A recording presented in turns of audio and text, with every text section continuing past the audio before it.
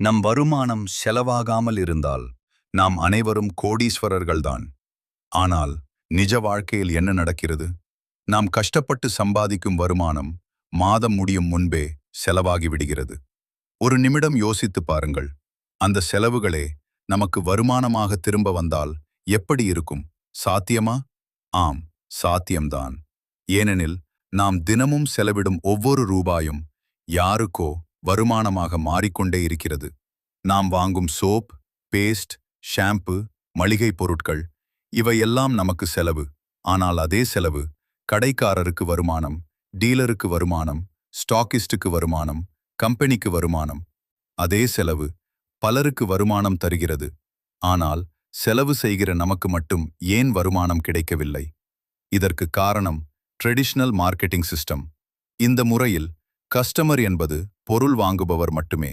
நாம் செலவிடும் பணம் விளம்பரத்திற்கும், மிடில்மேன்களுக்கும், டிஸ்ட்ரிபியூஷனுக்கும் பிரிந்து செல்கிறது. ஆனால் டைரக்ட் மார்க்கெட்டிங் சிஸ்டமில் கஸ்டமருக்கே முன்னுரிமை தரப்படுகிறது. தேவையற்ற விளம்பர செலவுகள் நீக்கப்பட்டு அதற்கான பலன் மீண்டும் கஸ்டமர்களுக்கே தரப்படுகிறது.